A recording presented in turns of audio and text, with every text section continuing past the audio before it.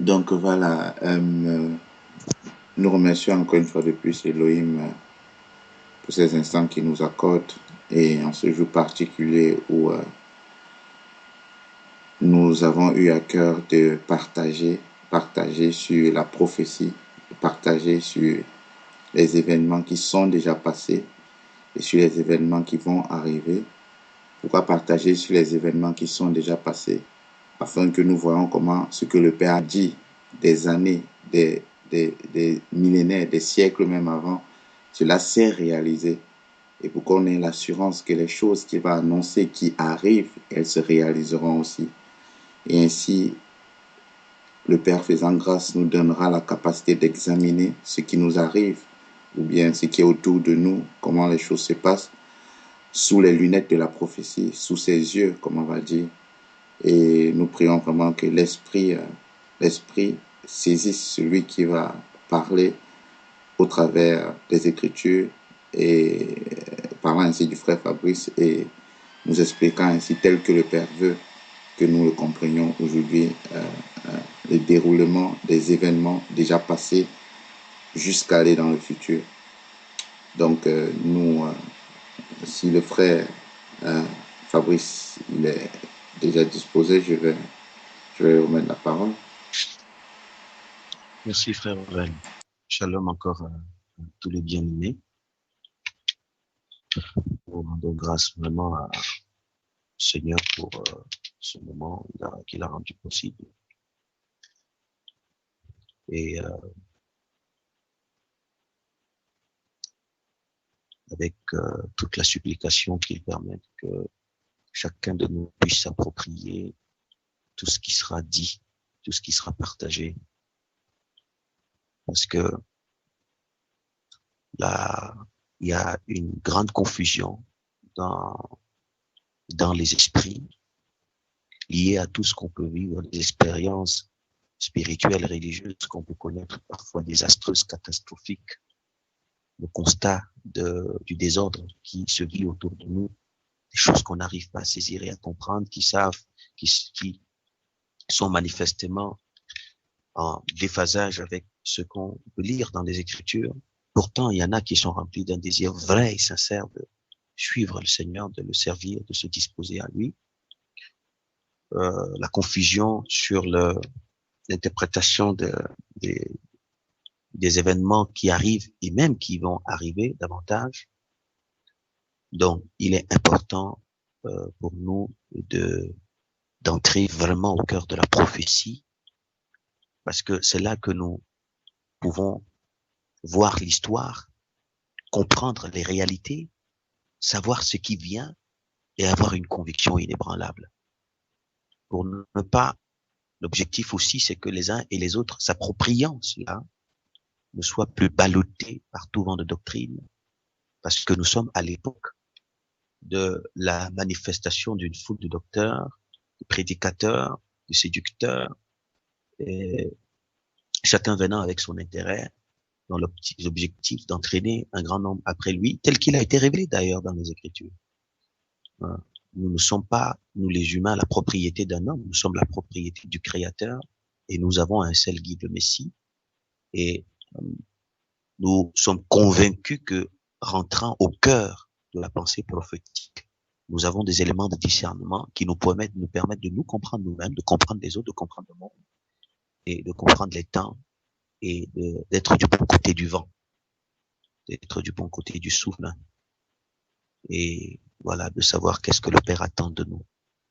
Et justement, avant de toucher les différents points euh, que nous allons traiter ensemble, évidemment que nous allons toucher des livres et des chapitres qui sont souvent survolés parce qu'on les comprend pas, mais pourtant là se révèlent de bonnes choses, de belles choses, de choses importantes qui sont pour nous, parce que les choses cachées sont à l'Éternel, mais les choses révélées sont à nous, sont aux hommes.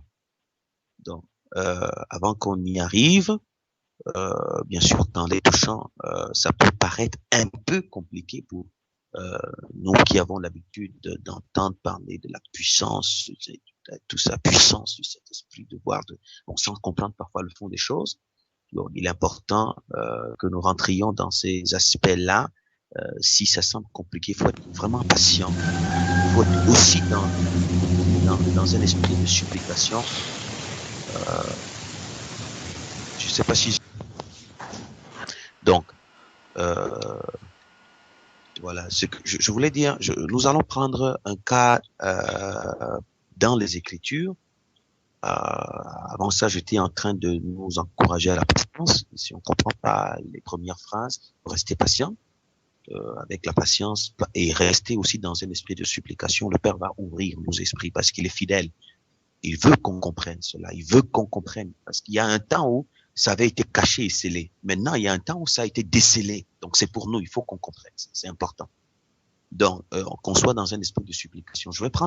Nous allons commencer par une histoire qui va illustrer ce que nous sommes en train de dire et nous donner de percevoir la nécessité vraiment de saisir la pensée de notre Créateur pour les temps que nous vivons. La pensée de notre Créateur.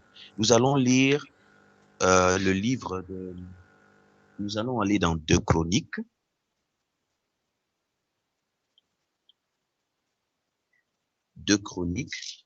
C'est un livre que je vais lire moi-même. Je voudrais me permettre de le lire. Les autres chapitres, les bien-aimés, nous aideront à la lecture. Je voudrais lire ce livre. 2 Chroniques, chapitre 34. Chapitre 34, et je lirai verset après verset, et je citerai les versets, parce que je suis dans la version Bible expliquée, qui est un peu proche du français courant. Bon, 2 Chroniques, chapitre 34. Si on a la page, je vais faire la lecture.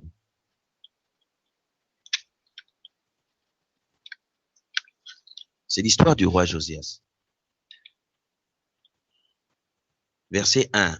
Josias avait 8 ans lorsqu'il devint roi, et il régna 31 ans à Jérusalem. Verset 2. Il fit ce qui plaît au Seigneur. Il se conduisit comme son ancêtre David, sans jamais s'écarter de son exemple. Ça, c'est généralement dans les premières phrases, on fait le résumé de la manière dont un roi a vécu. S'il a mal vécu, on le dit dans les premières phrases. Alors, verset 3. Durant la 8e année de son règne, alors qu'il était encore un jeune homme, il entreprit de rechercher la volonté du Dieu de son ancêtre David. Voilà, il a entrepris de rechercher la volonté du Dieu de son ancêtre David. 4 ans plus tard, il se mit à débarrasser Jérusalem et le royaume de Juda des lieux de culte païens, des poteaux sacrés et des idoles de toutes sortes. Verset 4. On démolit en sa présence les autels des dieux Baal. On bâtit du même coup on abattit du même coup les brûle-parfums qui les surmontaient. On coupa les poteaux sacrés et on brisa les diverses idoles. On réduisit le tout en poussière que l'on dispersa sur les tombes de ceux qui avaient offert des sacrifices aux faux dieux. Enfin, on brûla les ossements de prêtres païens sur les autels qu'ils avaient utilisés. C'est ainsi que Josias purifia la ville de Jérusalem et le royaume de Juda. Je suis au verset 6. Puis il passa dans les villes de Manassé, d'Éphraïm, de Siméon et même de Nephtali, où il perquisitionnait les maisons. Il démolit les autels, réduisit en miettes les poteaux sacrés et les idoles. Il abattit les brûle-parfums dans toutes les tribus du nord. Ensuite, il regagna Jérusalem. Verset 8. Un jour de la 18e année de son règne, alors qu'il était en train de purifier le pays et le temple, Josias ordonna à Shaphan, fils d'Asalia, à Maséa, gouverneur de la ville, à Yoa, fils de Joachaz et porte-parole du roi, d'aller réparer le temple du Seigneur son Dieu. Verset 9. Ces hommes se rendirent chez le grand prêtre Hilkia. Ils apportaient l'argent que les Lévites gardiens de l'entrée avait reçu comme don pour le temple de la part des fidèles de Manassé, d'Éphraïm et des autres tribus du nord, ainsi que des habitants de Juda, de Benjamin et de Jérusalem. Versets 10, 11. Ils remirent cet argent aux entrepreneurs chargés de consolider et de réparer le temple afin que ceux-ci puissent payer les charpentiers, les maçons et les ouvriers, acheter des pierres de taille et des poutres d'assemblage et relever d'autres bâtiments que les rois de Juda avaient laissés tomber en ruine. 12. Les ouvriers accomplissaient consciencieusement leur travail sous la direction des Lévites Yabat et Obadiah du clan de Merari, de Zacharie, de Meshulam, du clan de Kehat. D'autres Lévites, sachant tous jouer des instruments de musique, verset 13, avaient sous leur direction les porteurs et tous les ouvriers, quelle que soit leur profession. Quant aux fonctions de secrétaire administrateur, leur profession, quant aux fonctions des secrétaires administrateurs et portiers, elles étaient également remplies par les Lévites. Verset 14. Au moment où l'on retirait du coffre l'argent qui était déposé pour le temple, le grand prêtre Hilkia découvrit le livre de la loi du Seigneur, transmise par l'intermédiaire de Moïse. Hilkia annonça au secrétaire Shaphan qu'il avait trouvé le livre de la loi dans le temple du Seigneur et il le lui donna. Verset 16. Shaphan apporta le livre au roi et lui fit en même temps son rapport. Ses serviteurs sont en train d'accomplir toutes les tâches que tu leur as confiées, dit-il. Verset 17. Les prêtres ont vidé le coffre du temple et ont remis l'argent des entrepreneurs et aux ouvriers. Ont remis l'argent aux entrepreneurs et aux ouvriers. 18. Puis il ajouta, le grand prêtre Hilkia m'a donné ce livre et il se mit à le lire au roi. Verset 19. Dès que le roi Josias eut entendu ce que contenait le livre de la loi, il fut si bouleversé qu'il déchira ses vêtements. Verset 20. Il convoqua Hilkia, Abikam, fils de Shaphan, Abdon, fils de Mika, le secrétaire Shaphan et Asaïa, l'un des ministres, et leur dit, verset 21, allez consulter le Seigneur pour moi et pour ceux qui restent de la population d'Israël et de Juda sur le contenu du livre qu'on vient de trouver.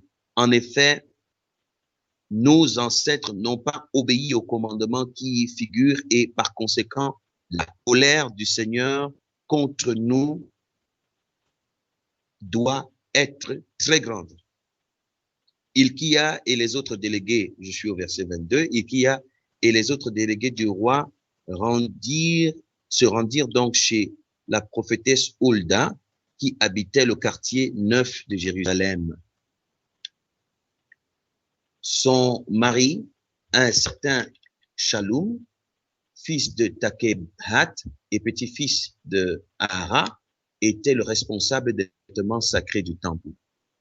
Ces hommes exposèrent la situation à la prophétesse, verset 23. Alors Hulda les chargea de rapporter le message suivant au roi. 24. Voici ce que déclare le Seigneur, le Dieu d'Israël. Je vais frapper d'un malheur Jérusalem et ses habitants en réalisant toutes les malédictions inscrites dans le livre qu'on a lu devant le roi de Juda. 25. Les gens de Jérusalem m'ont abandonné. Ils ont offert des sacrifices à d'autres dieux. Tout ce qu'ils ont fait m'a irrité. C'est pourquoi ma colère contre cette ville est grande et elle n'est pas prête de s'apaiser. Verset 26. Quant au roi lui-même, qui vous a envoyé me consulter? Voici ce que je lui déclare, moi, le Seigneur, le Dieu d'Israël. Tu as entendu le message de ce livre, verset 27. Tu as écouté attentivement ce que j'ai dit au sujet de Jérusalem et de ses habitants. Tu t'es alors repenti. Tu as reconnu tes fautes devant moi. Tu as déchiré tes vêtements et versé des larmes. Eh bien, moi aussi, je t'ai entendu. Je te l'affirme. Verset 28. Et je te l'affirme et je te laisserai mourir en paix. Tu seras déposé dans ta tombe sans avoir vu tous les malheurs dont je vais frapper Jérusalem et ses habitants. Le grand prêtre Hilkia, le grand prêtre Hilkia et ses compagnons rapportèrent ce message au roi Josias, verset 29. Aussitôt le roi convoqua tous les anciens de Jérusalem et de Juda, verset 30. Ils se rendirent ensemble au temple du Seigneur, accompagnés de la population de Jérusalem et de Juda, de Juda, prêtres, lévites et gens de toutes conditions. Puis le roi leur dit à tous le roi lut à tous le livre de l'Alliance découvert dans le temple. 31. Il se tint ensuite à la place qui lui était réservée et renouvela l'alliance avec le Seigneur. Chacun devait s'engager à être fidèle au Seigneur. Ils obéirent de tout son cœur et de toute son âme à ses commandements. À ses enseignements et à ses prescriptions et à mettre en pratique tout ce qui est écrit dans le livre de l'Alliance. Le roi, verset 32, fit prendre cet engagement à tous ceux qui se trouvaient à Jérusalem, ainsi qu'aux Benjamites. Dès lors, les habitants de Jérusalem se conformèrent à l'alliance conclue avec le Dieu de leurs ancêtres. Amen. Je vais m'arrêter là. Et nous avons lu cette histoire. Nous avons lu cette histoire, bien-aimés, et c'est ce qui nous permettra d'introduire cette étude sur la prophétie. Voyez-vous, Josias était jeune, il avait 8 ans. Quand vous lisez l'histoire, son père avait fait ce qui est mauvais aux yeux de l'Éternel. Mais Josias avait connu son ancêtre David, et qui était un homme pieux, qui avait plu au Seigneur. Josias avait vraiment envie de vivre selon le modèle de David. Et Josias, donc, selon ce qu'il avait appris de ceux qui l'avaient précédé, il fallait pas qu'il y ait des hauts lieux en Israël, parce que l'Éternel n'aimait pas cela. Il est dit dans les Écritures que Josias recherchait la volonté de Dieu. Il voulait savoir qu'est-ce que le Père attend de lui, qu'est-ce que Dieu veut pour lui, qu'est-ce que Dieu veut pour le peuple. Alors, il s'est engagé avec la petite connaissance qu'il avait à manifester son zèle pour la vérité. Et donc, c'est ainsi qu'il a commencé à détruire les hauts lieux par-ci, par-là, détruire en posant des actes qui traduisent clairement son désir et son intention, lui, de plaire au Père, de plaire au Seigneur, et aussi d'encourager le peuple qui est sous son autorité à marcher selon le Seigneur. Il a détruit par-ci, détruit par-là. Vous voyez toutes les actions qu'il a accomplies, tout le zèle qu'il a déployé. Plusieurs années après, il va ordonner de réparer le temple, de le restaurer. C'est une image extrêmement forte. Parce que s'il n'y a pas de temple, il n'y a pas de culte. Il n'y a pas d'Élohim. Il n'y a pas de Dieu. Et c'est à ce moment que le sacrificateur qui était présent, les travaux vont commencer et le sacrificateur va découvrir le livre de la loi. On peut se poser la question. Mais il était sacrificateur sur la base de quoi? Puisqu'il n'y avait pas de livre de la loi. Et le peuple était rempli d'idolâtrie, d'abomination, d'impureté, de tout ce qui est totalement contraire à ce que le Père attend d'un peuple qui lui est soumis. Il y avait pourtant un sacrificateur, son rôle, c'est vrai à quoi? Qu'est-ce qu'il disait au peuple? on comprend que lui-même, il était aveugle, habité des mêmes ténèbres, et bon, comme il devait vivre de sa sacrificature, parce qu'il fallait bien que les gens continuent à donner l'offrande au sacrificateur, il fallait continuer à tromper le peuple que le Seigneur est là, ils sont des fils d'Élohim, du Tout-Puissant, ils sont le peuple choisi, le Seigneur les aime. Donc, il jouait simplement le rôle d'encourager le peuple dans l'idolâtrie, dans l'aveuglement, dans les ténèbres, parce que c'était utile pour nourrir son ventre et puis répondre à satisfaire à ses besoins égoïstes. Pour lui, il cherchait pas à savoir quelle est la volonté du Seigneur, qu'est-ce qui a été dit, c'était pas son souci. Parce que si c'était son souci, c'est lui qui devait permettre au roi de comprendre ce qu'est la volonté du Père, du Seigneur, et ce qu'il a annoncé pour les temps qu'ils vivent. Il n'en avait pas c'était pas son souci. Son souci, c'était berner le peuple et continuer à fonctionner ou alors à célébrer sa sacrificature professionnelle en trompant le peuple que le Seigneur est avec lui alors qu'il y avait un grand malheur qui devait s'abattre sur ce peuple-là. À cause du zèle de ce roi, de son désir ardent de le servir, de faire sa volonté, le roi lui-même, dans ce zèle, était totalement en dehors de la prophétie qui avait été dite sur leur époque. Il ne le savait pas. Il ne savait pas ce qui avait été dit, que ce soit le concernant ou concernant les gens de son époque. Il ne le savait pas. Il a fait simplement comme il a vu les pères faire, il a refait les mêmes choses, mais sans savoir exactement le contexte prophétique de son époque. Mais comme le Père a vu son désir vrai, sincère, de le servir, et a voulu qu'il échappe au châtiment prévu pour son époque, il a permis que le livre de la loi caché soit ramené en surface. Quand on dit le livre de la loi, on dit la révélation de la pensée du Seigneur, sa volonté. Parce que quand on dit le livre de la loi, il n'y avait pas que les 10 commandements. Il y avait à côté des ordonnances qui étaient prescrites par le Père, et il y avait aussi à côté des sentences qui étaient prononcées par lui sur des époques, sur des générations qu'on rédigeait et qu'on associait donc aux 10 commandements. C'est tout ça qu'on appelait le livre de la loi. Alors, quand on lisait le livre de la loi, on pouvait voir dans les événements et tout ce que le Père avait annoncé, tout ce qu'il avait prédit, donc on pouvait voir ces choses-là.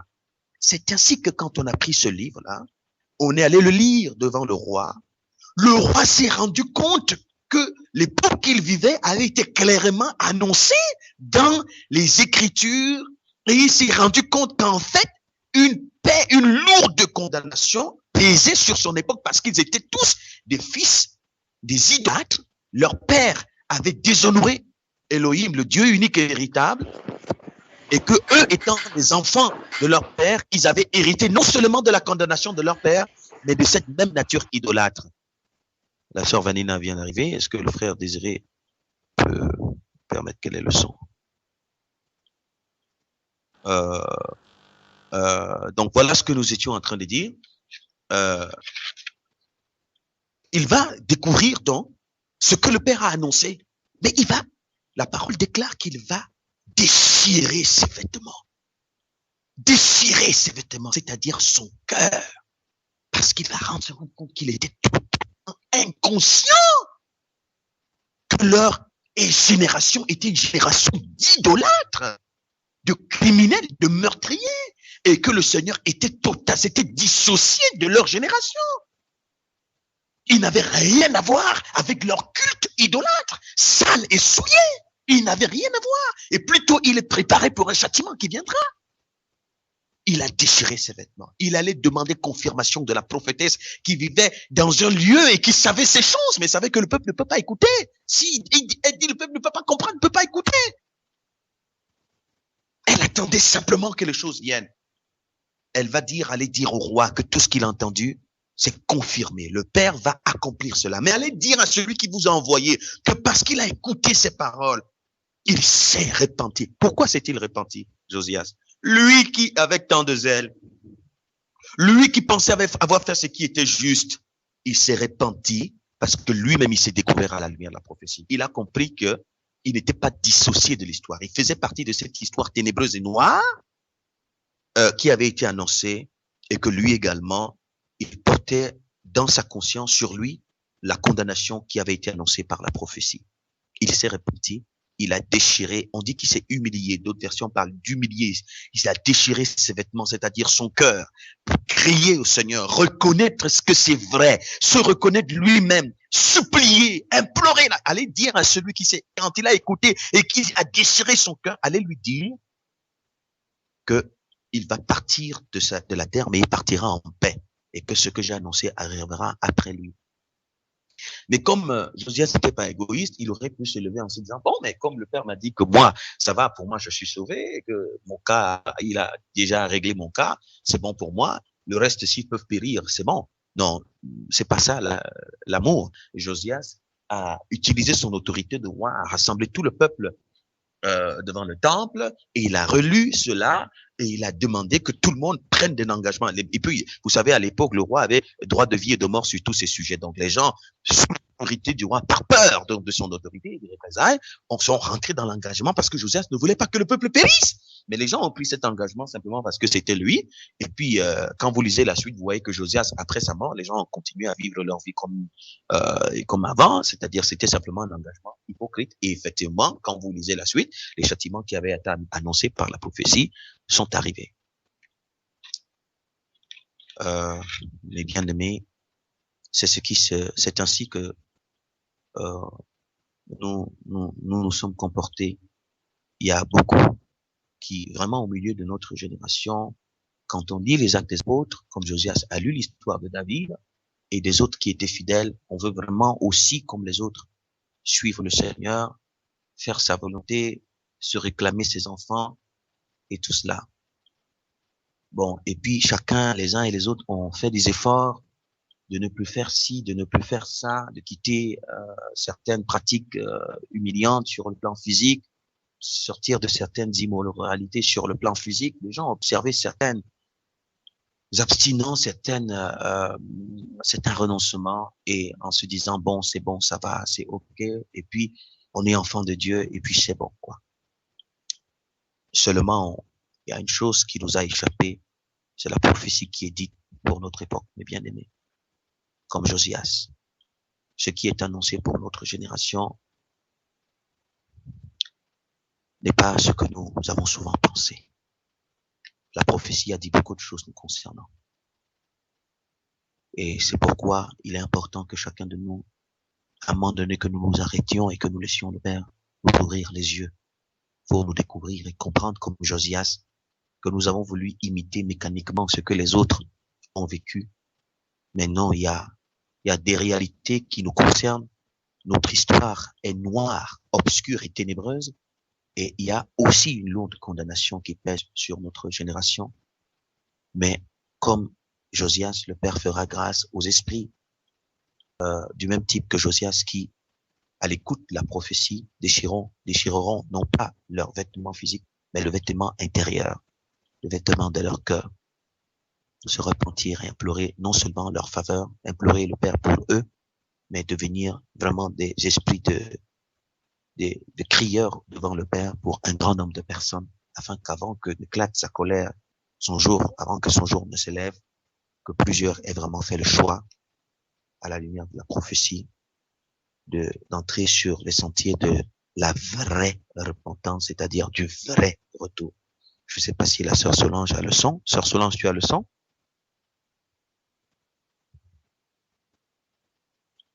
Amen, amen, amen.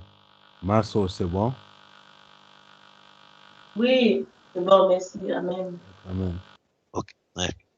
Donc, je disais que la sœur Solange ne soit momentanément coupée, que c'est ainsi que nous avons le Père doit permettre qu'à la lumière de la prophétie, que nous puissions nous aussi, comme Josias, je suis convaincu que tous ceux qui sont là, c'est vraiment des personnes dont le désir réel, vraiment, c'est de faire ce que le Seigneur veut, de faire sa volonté, de le suivre, d'être sauvé, et aussi de participer au salut des autres. Et beaucoup ont manifesté du zèle, vraiment, avec ce qu'ils ont compris, ont cru que c'était ça la vérité, se sont déployés avec force, et je le sais, et maintenant, qu'à la lumière de la prophétie, le Père aide les uns et les autres à se découvrir, et comme Josias est entré dans les sentiers de la vraie repentance, du véritable retour, et à devenir des esprits qui crient au Père pour un grand nombre de personnes, afin qu'avant que son jour n'éclate, le jour de sa colère, son jour qui va se lever, quand il, autant marqué par lui, que plusieurs aient eu la faveur d'avoir fait ce choix. C'est pourquoi il est important pour nous de sonder ensemble les Écritures et de marcher dans les pas de la prophétie pour voir qu'est-ce qui a été annoncé pour nous et que nous n'ayons plus une spiritualité vide d'intelligence, remplie de la mer, totalement déconnectée des réalités prophétiques, spiritualité, permettez-moi l'expression, à gauche, et l'assurance d'un faux salut, et que nous soyons surpris au dernier jour. Voilà l'objectif de travail que nous avons à faire tous ensemble pendant une semaine, si le Père permet que nous puissions terminer sur 7 jours. C'est pourquoi nous n'irons pas brutalement, nous irons progressivement, pas à pas, détail après détail, et puisse-t-il accorder à chacun et à tous la force de persévérer jusqu'au bout. Quand bien même on n'aura pas très bien saisi les premiers éléments, il faut rester patient. Il faut accorder du prix à ces choses. Je suis sûr, nous n'avons aucun autre intérêt à en tirer dans tout ce que nous disons, nous allons partager, que de désirer, de voir, de désirer que le Père fasse grâce, que chacun de nous puisse s'approprier de cela, que ce ne soit pas la propriété d'un homme, d'une femme, et que notre spiritualité ne dépende plus d'un homme, mais que vraiment nous soyons connectés au Messie, le Messie unique sauveur, seul nom par lequel nous pourrions être sauvés. C'est pas par le nom de Fabrice, ni par le nom d'Aurèle, ni par le nom de Désiré, ni par le nom de Janvier, Février, ni par le nom de l'apôtre ou du bishop, de l'archibishop. Mais un seul. C'est à ce seul nom qu'il faut s'accrocher, mais il faut le connaître. C'est le seul intérêt. Que puisse le Père permettre vraiment que cela puisse se réaliser dans nos esprits. Nous allons commencer donc rentrer dans le premier élément qui est l'élément de base et qui va guider toute notre étude, l'étude du livre de Daniel que nous allons lire. Nous allons lire quelques chapitres. On va pas tout lire, on va lire quelques chapitres, juste quelques chapitres. Et ensemble, nous allons marcher petit à petit dans les pas de l'histoire pour voir comment ce qui a été annoncé s'est réalisé avec le temps, dans l'histoire, et puis progressivement. Et nous allons découvrir en marchant, nous allons rencontrer l'avènement du Messie, nous allons voir ce qui a été fait, nous allons rencontrer ainsi en marchant Paul, Pierre, Jean, Jacques, ce qu'ils ont fait, nous allons rencontrer, voir la transition qui s'est produite et nous allons évoluer, nous allons nous rencontrer aussi, et puis nous allons évoluer pour voir effectivement la suite de l'histoire jusqu'à la fin.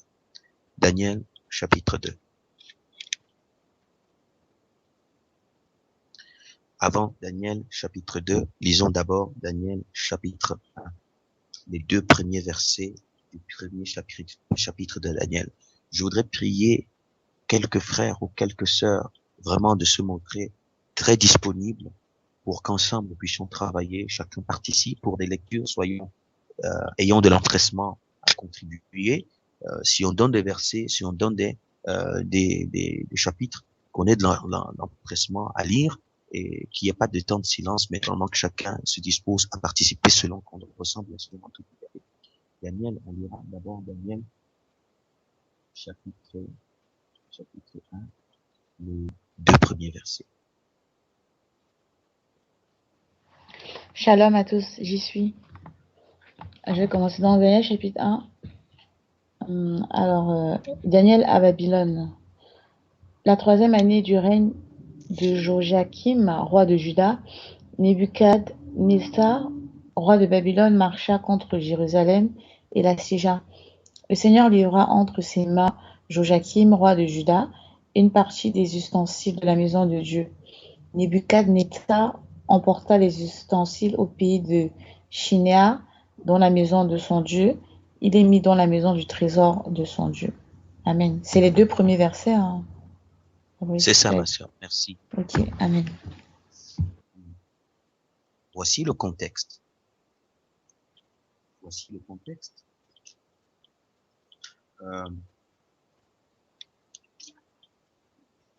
Il est bien précisé ici ce qui s'est passé et nous pourrons lire, vous pouvez noter pour faire cette lecture chez vous à la maison.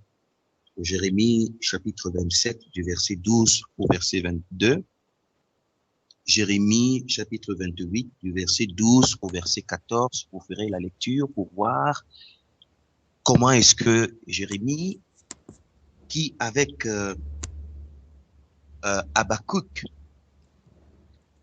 donc je reprends Jérémie chapitre 27 verset 12 au verset 22. Jérémie chapitre 28 du verset 12 au verset 14. C'est un peu passage, quelques passages sur le mur. Sur le mur. Voilà. Quelqu'un a micro ouvert.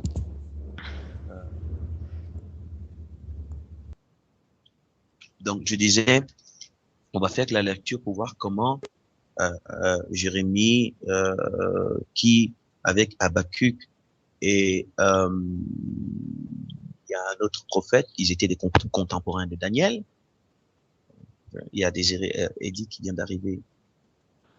Shalom, shalom. Lire Jérémie, vous allez voir comment lui qui était avec Habakkuk et Sophonie, les contemporains, le prophète contemporain de Daniel, a annoncé, donc Jérémie a annoncé la déportation de Jérusalem, la déportation de Jérusalem à Babylone, déportation du peuple juif à Babylone. Avant ça, un élément important que je voudrais préciser, mes bien-aimés, dans l'histoire de l'évolution de la civilisation humaine, il y a deux peuples, toujours deux peuples, Abel, Caïn, toujours deux peuples. Vous allez voir, il y a toujours deux races, Abel, Caïn, ainsi, vous allez voir, c'est toujours deux peuples. Bon, deux peuples, le juste et le pécheur. Donc, il y a toujours deux types de peuples. Et le premier peuple, c'est le peuple que Elohim, le Dieu unique et véritable, s'est choisi comme prémisse d'entre les nations de la terre. C'est le peuple d'Israël, le peuple juif. Et ça, c'est sur le plan peuple juif comme nation, hein, nation. Pas le peuple juif actuel. Hein. Je vais dans l'histoire au début. On en viendra au fur et à mesure qu'on évoluera dans le déploiement, de comprendre comment est-ce que, de comprendre la structure actuelle du peuple juif. Mais le peuple juif, c'était une nation à part entière. Donc, c'était vraiment un peuple à part, avec sa culture, sa tradition, ses traditions, son territoire, sa limitation et tout ça. C'était un peuple. Il s'est choisi ce peuple comme les prémices parmi les nations. L'objectif, c'était quoi? Au travers du peuple juif, atteindre toutes les nations de la terre. Souvenez-vous, il dit à Abraham, toutes les nations de la terre seront bénies en toi. Par ta descendance, je bénirai toutes les nations de la terre. Donc, c'était pas un choix égoïste, puisqu'au travers de ce peuple, il devait rencontrer tous les autres peuples de la terre. Mais il a choisi, lui, dans son élection, sa souveraineté, le peuple juif comme prémisse. C'est pourquoi il est dit, le salut vient des Juifs. Donc, il y a le peuple juif. À côté du peuple juif, il y a les nations. Chaque fois qu'on dit les nations, on fait référence au peuple païen. Peuple païen veut dire étranger à l'alliance que le peuple juif a avec Elohim. Et le peuple juif est caractérisé par le fait qu'il a un seul Dieu, Elohim, créateur des cieux et de la terre. Et il y a une tradition qui dit l'âme du juif est attachée à Elohim. Les peuples païens, les nations sont caractérisées par une diversité de divinités qu'ils adorent, et qu'ils adorent, oui, et généralement, le culte, le fondement de leur culte, de leur alliance avec les divinités, c'est généralement lié aux prospérités terrestres. C'est pourquoi les païens avaient seulement donné des noms, des multiples noms à des dieux en fonction des avantages terrestres qu'ils recevaient. Astarté, la déesse de la fécondité. Parce que quand des femmes païennes n'arrivaient pas à enfanter, allô? Quelqu'un a parlé? Ok, ça va. Alors, quand les païennes n'arrivaient pas à féconder, elles invoquaient Astarté, la déesse de la fécondité, pour qu'elle puisse devenir fertile et produire des enfants. Eux aussi, Astarté, la déesse de la fécondité, renvoyait aussi à la terre. Il fallait que des récoltes produisent. On invoquait Astarté. Baal, le dieu de la foudre, pour résoudre le problème de guerre et de conflit entre eux. Si mon voisin m'énerve, j'invoque Baal contre lui. Tel peuple j'invoque Baal. C'était vraiment le dieu qui venait résoudre le problème de haine entre les dieux, entre les peuples, entre eux. C'était vraiment le dieu de la vengeance. Donc comme ça, il y avait des noms qu'il donnait à des divinités en fonction des avantages matériels, terrestres, humains, humains qu'il bénéficiait de la part de ces divinités. Or, il n'y a qu'un seul Dieu, et après, il y a Satan et tous ses démons. Donc, en réalité, on peut dire que les nations adoraient Satan et adoraient la multitude des démons par leur spiritualité. Donc, ça a été ça, les païens. C'est pourquoi Elohim, Dieu d'Israël, mettait toujours en garde les Juifs contre les coutumes des païens qui étaient des coutumes idolâtres qui invoquaient Satan. Voilà. Donc, il y a toujours eu deux peuples. Et le Dieu d'Israël, l'Elohim Tout-Puissant, dans l'alliance qu'il établit avec son peuple, vous allez observer dans le processus de l'histoire. Quelqu'un s'exprime, je ne sais pas. Allô? Il y a un micro ouvert ou voilà. Vous allez observer dans le processus de l'histoire que chaque fois que l'Elohim d'Israël était en règle avec son peuple, le peuple juif était à la tête de toutes les nations, pas à la tête parce qu'il possédait toutes les ressources de la terre, mais toutes les nations craignaient ce peuple parce que l'autorité du Très-Haut était manifeste au travers de ce peuple. L'objectif de cette relation, c'est que le peuple juif serve de repère à toutes les autres nations qui sont ses créatures. Il voulait enseigner aux nations à comment vivre. Il voulait enseigner aux nations, donner aux nations de découvrir leur idolâtrie et leur méchanceté. Il voulait que par le lien avec le peuple juif, toutes les nations de la terre découvrent qu'ils sont dans le culte de Satan. Il voulait qu'au travers du peuple juif, le repère soit donné à toutes les nations de la terre et que toutes les nations de la terre découvrent leur méchanceté, découvrent leur idolâtrie, découvrent et puis se répandent. Donc, c'était l'objectif de la relation. Donc, chaque fois que le peuple était en règle avec le Très-Haut, le peuple juif était la nation à craindre parce qu'elle était vraiment la tête, l'étoile, le repère. Parce que la présence du Très-Haut était manifeste au travers de ce peuple au point d'influencer toutes les nations jusqu'aux confins de la terre. Toutes les nations lui étaient soumises. Et chaque fois que le peuple se trouvait en désaccord avec le Très-Haut, généralement, qu'est-ce que le Très-Haut faisait? Il livrait la nation juive sous l'autorité des nations païennes pour châtier son peuple. Et chaque fois qu'il se réconciliait après avoir châtié son peuple avec le peuple juif, il châtiait la nation païenne qu'il avait utilisé pour instruire son peuple. On dira, mais ça veut dire qu'il n'est pas juste. Non, il est juste. Pourquoi? Parce que généralement, les peuples païens pour eux, les peuples juifs étaient des peuples à détruire à tout prix. Pourquoi? Parce que les peuples juifs étaient un jugement vivant pour eux. Puisqu'ils étaient des modèles de pureté, de vérité, de sainteté. Donc, quand le peuple juif était en règle avec Yahvé Adonai, les peuples païens ne vivaient pas tranquilles parce que leur mauvaise vie était mise à la lumière. Donc vraiment, la présence du peuple juif, c'est un peu comme des bandits quand ils veulent faire leur coup. Ils n'aiment pas la lumière. Ceux qui veulent faire du mal n'aiment pas la lumière. Donc quand ils veulent faire du mal, ils vont tout faire pour essayer d'éteindre afin de faire leurs bêtises. Donc c'était ça le problème avec le peuple païen qui vraiment avait de la haine contre le peuple juif et avait souvent nourrissé l'envie de le détruire. C'est pourquoi lorsque le peuple juif se trouvait en désaccord avec le Très-Haut, le Très-Haut livrait le peuple juif à la haine que les païens nourrissaient déjà contre lui. Et puis, effectivement, les païens se délectaient de cela. Donc, ça a souvent été comme ça.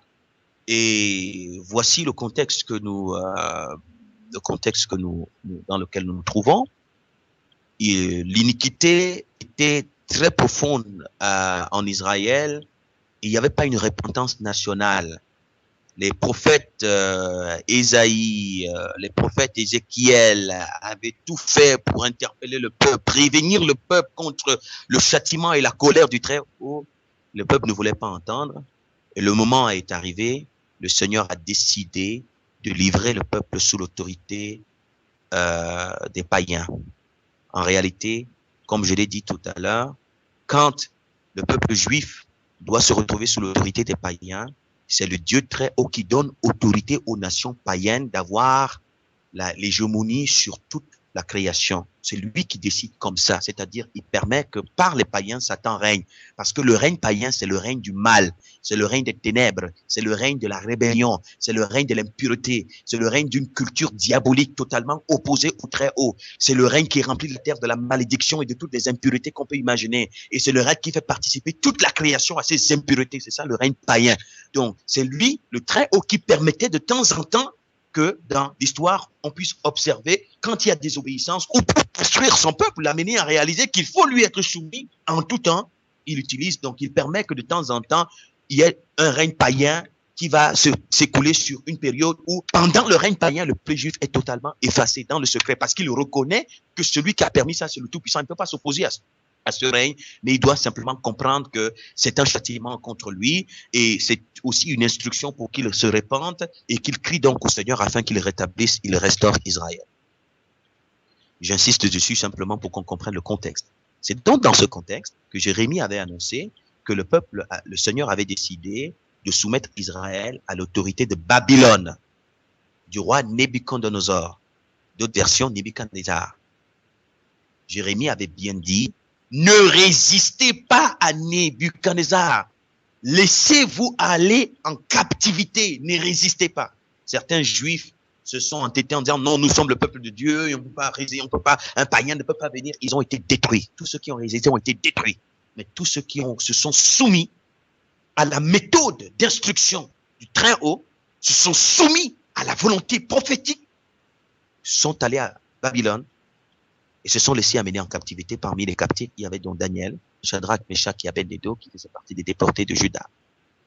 Ça, c'était en l'an 65, en l'an 605 avant Yeshua, comme disent d'autres traditions, avant Jésus-Christ. L'an 605 avant Jésus-Christ.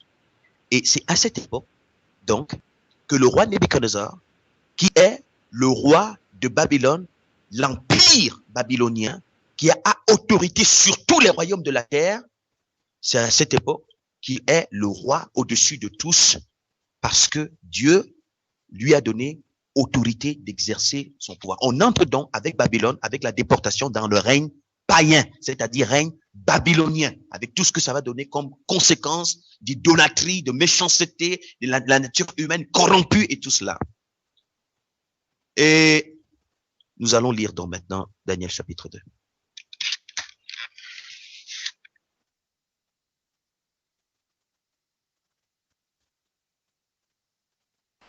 De quel verset? Verset 1 à 45, comme tu as écrit?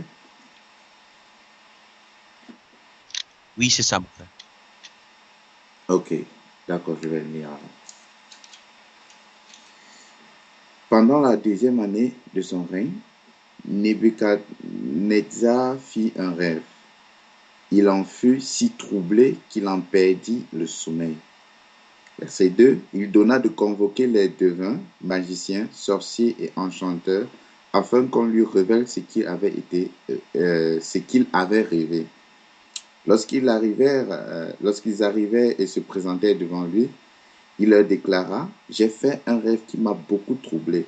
J'aimerais que vous me disiez ce que j'ai rêvé. » Verset 4. Les enchanteurs répondirent au roi en langue araméenne, « Longue vie au roi, qu'il nous communique ce qu'il a rêvé et nous... »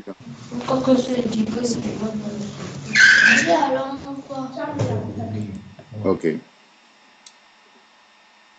Et nous lui en donnerons la signification. Je suis au verset 5. Le roi répondit, « Ma décision est fermement prise. Si vous ne me révélez pas le contenu et la signification de ce rêve, vous serez coupés en morceaux et vos maisons seront transformées en tas de décombres. » Verset 6. « Si au contraire vous me les révélez, vous recevrez de moi de riches cadeaux et de grands honneurs.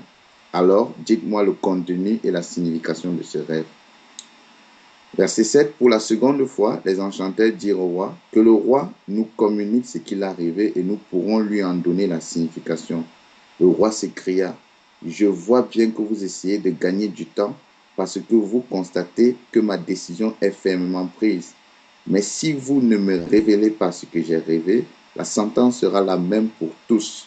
Vous vous êtes concertés pour ne prononcer devant moi que des propos mensongers et trompeurs en attendant que la situation ait changé. Eh bien, non. Dites-moi ce que j'ai rêvé et je saurai ainsi que vous êtes capable de m'en donner la signification. Verset 10. Les enchanteurs reprirent. Majesté, aucun être humain au monde ne peut faire ce que tu exiges.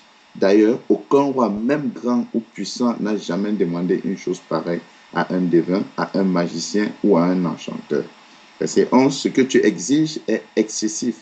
Personne ne peut te donner la réponse, sinon les dieux, mais ils n'habitent pas dans le monde des hommes. Verset 12. Alors le roi entra dans une très violente colère et ordonna de mettre à mort tous les sages de Babylone. Cette décision fut publiée et les sages allaient être exécutés. On chercha donc aussi Daniel et ses compagnons pour les faire mourir. Verset 14.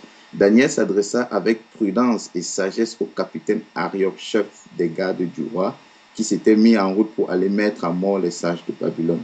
Il lui demanda pourquoi le roi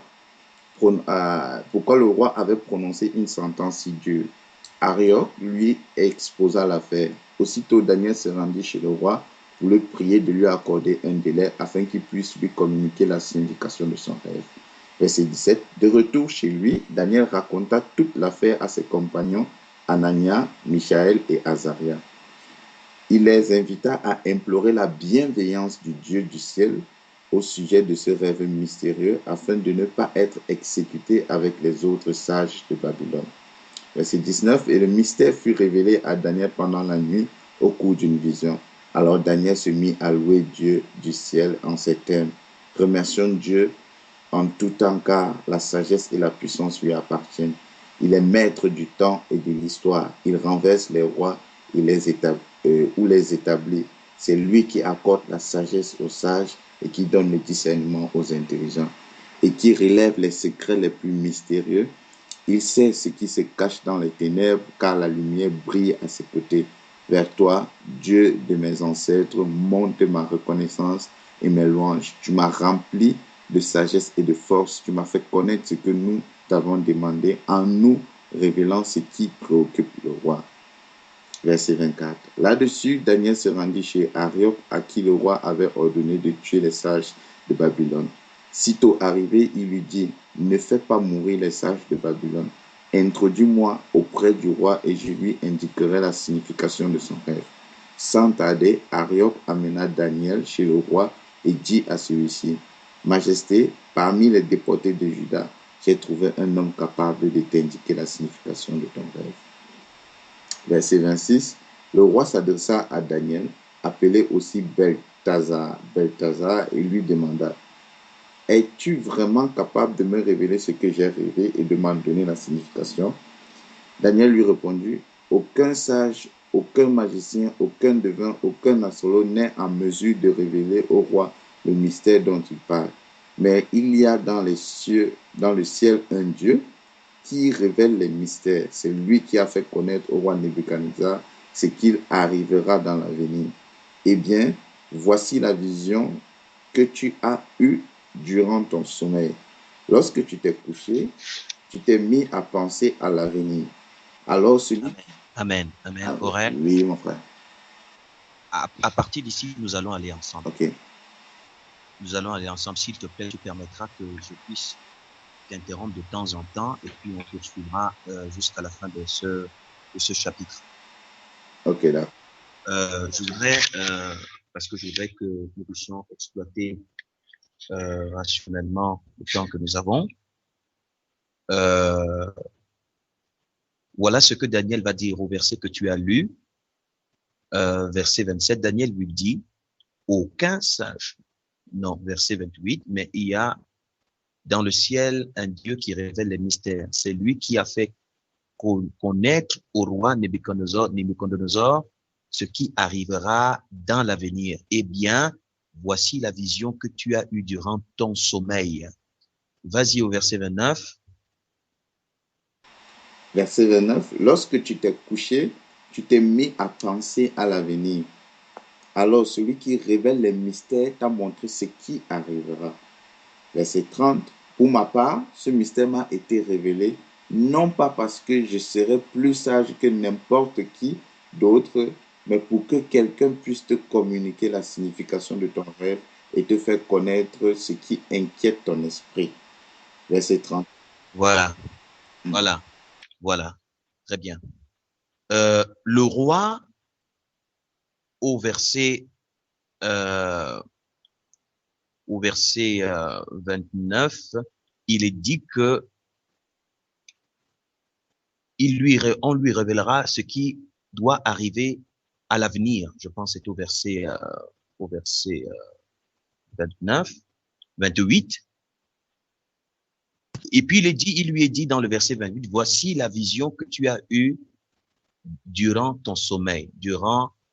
Non, c'est pas ce que je veux.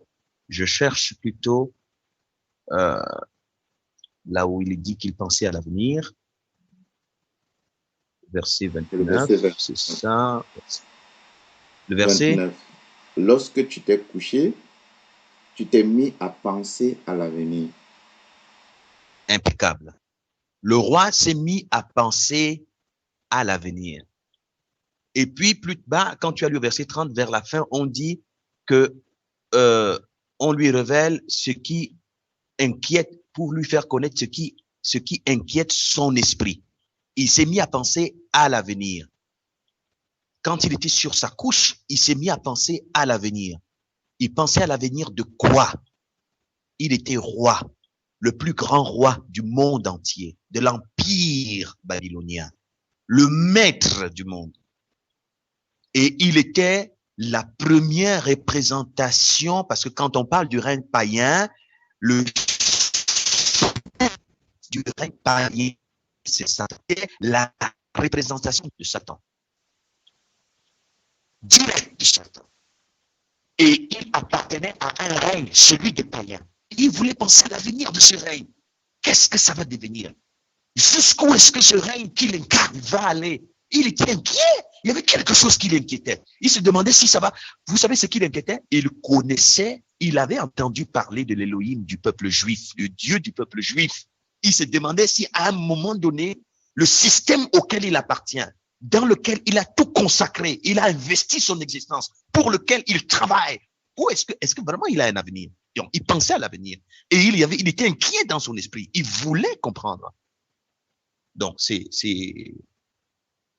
ça, mon frère, tu peux continuer la lecture. Bon, Au verset avant de 31. continuer, Papa Désiré.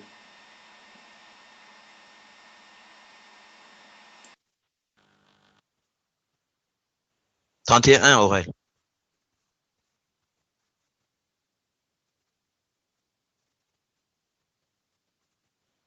Aurel? Ah, désolé, mon micro était coupé. Verset 31. Voici donc ce que tu as vu. Devant toi se dressait une grande, très grande statue d'une splendeur éblouissante et d'un aspect terrifiant. 32. La tête de la statue était en or pur, sa poitrine et ses bras en argent, son ventre et ses cuisses en bronze, ses jambes en fer et ses pieds, moitié en fer et moitié en terre cuite. Verset 34, tu as contemplé cette statue jusqu'au moment où une pierre s'est détachée de la montagne sans intervention humaine. Elle est venue frapper les pieds en fer et en terre cuite de la statue et l'a fracassée. Verset 35, alors d'un seul coup, le fer et la terre cuite, ainsi que le bronze, l'argent et l'or furent réduits en poussière que le vent emporta comme des brins de paille lorsqu'on vanne les céréales en été. Aucune trace n'en subsista. Quant à la pierre qui avait frappé la statue, elle devint une grande montagne remplissant toute la terre. Verset 36. Tel fut le rêve du roi. Maintenant, voici la signification. Tu es le plus grand. Ok.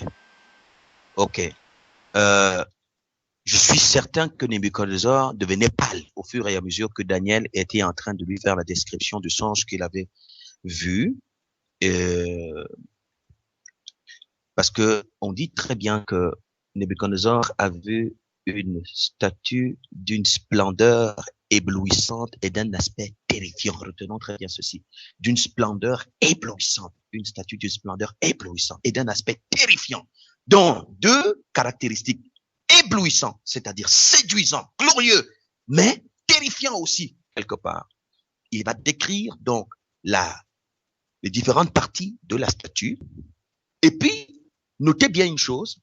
Daniel lui dit, pendant que Nebuchadnezzar est en train de contempler la statue, parce que c'est glorieux, il contemple, il est content de voir la gloire, le caractère éblouissant.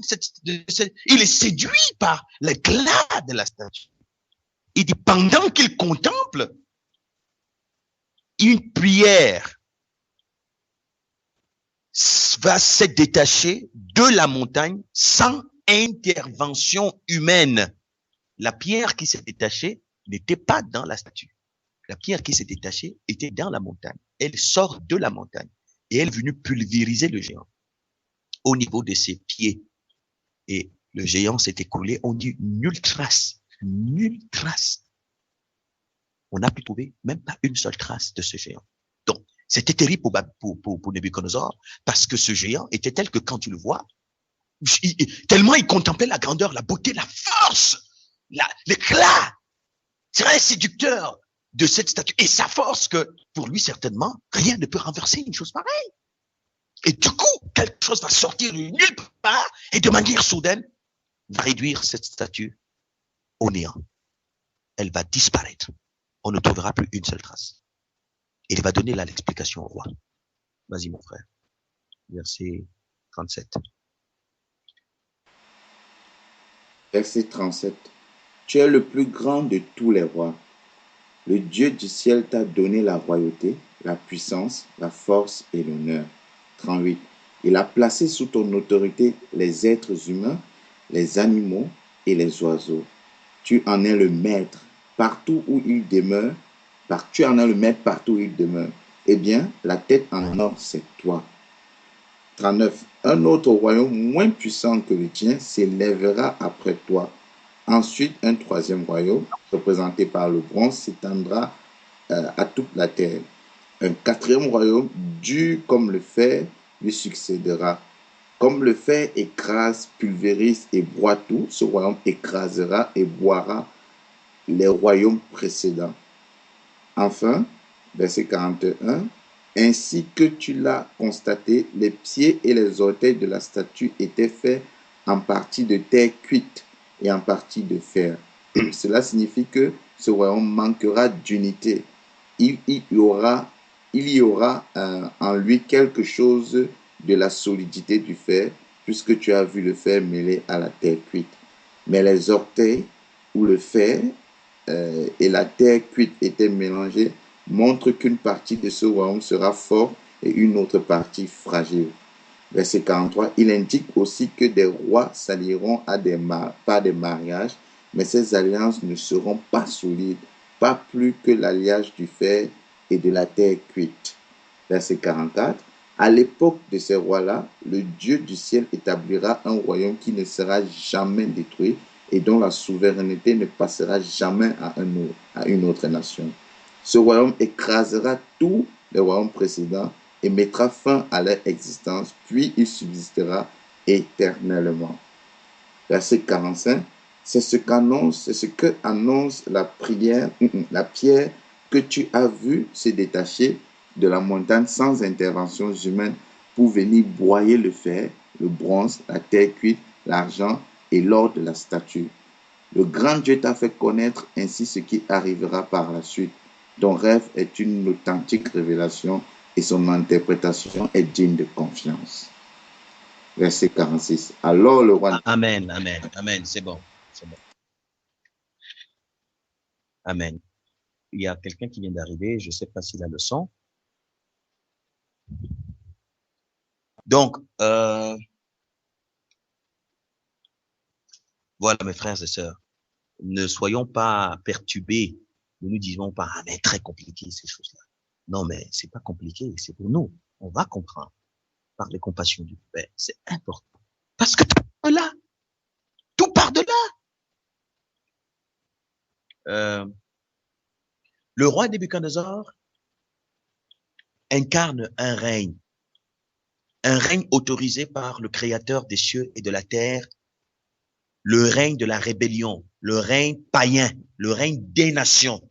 J'ai bien dit, j'ai précisé, souvenez-vous, qu'il y a deux peuples. Le peuple juif, il y a les nations qui sont des peuples païens qui ont pour Dieu Satan. Nous sommes rentrés dans le règne païen par Nebuchadnezzar. Et celui-ci est quand même inquiet. Et il se pose vraiment la question quant à l'avenir du système auquel il appartient, pour lequel il s'est entièrement consacré. Pendant qu'il est dans sa couche, il est sur sa couche, et qu'il s'interroge quant à l'avenir de son règne, le Dieu très haut vient visiter Nebuchadnezzar pour lui donner de voir des choses terribles. Souvenez-vous, lorsque Daniel a reçu le rêve, le songe et son interprétation, quand il a loué le très haut, qu'est-ce qu'il a dit? Verset 20.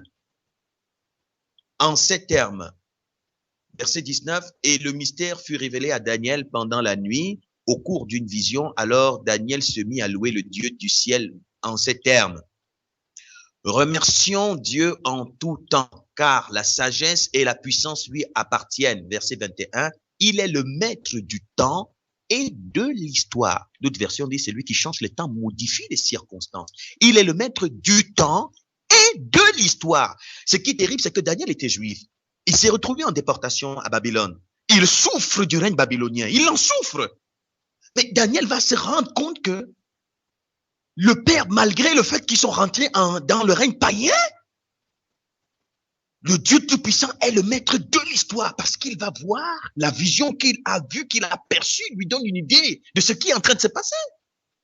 Il dit, il est le maître du temps et de l'histoire. Il renverse les rois ou les établit. Il comprend donc que tout ce qu'il voit, Daniel, tout ce qui est manifeste là, c'est le Père lui-même qui l'établit. C'est lui qui l'établit. Et il donne donc à Nebuchadnezzar, il lui dit, il t'a révélé ce songe pour que tu saches ce qui arrivera dans l'avenir, pour te dire quel est l'avenir du système auquel tu appartiens. Et l'interprétation qui est donnée à Nebuchadnezzar de ce que nous avons vu, on lui parle donc de la statue qui représente 4 royaumes, tel que nous l'avons lu, 4 royaumes. Et nous allons lire dans le chapitre 7 tout à l'heure, qui est une même vision qui vient davantage confirmer cette vision que Nebuchadnezzar a reçue. Avant d'évoluer, je vais vous dire une chose. Nebuchadnezzar était païen, il était un roi païen. Je puis vous assurer, mes bien-aimés, le Très-Haut, s'il doit visiter un païen par un songe, le but de ce songe est unique, donner à ce païen de découvrir son état de ténèbres. Il vient pas lui dire combien il va lui donner de l'argent, l'or, les voitures, les maisons. Non, il vient lui révéler son état ténébreux.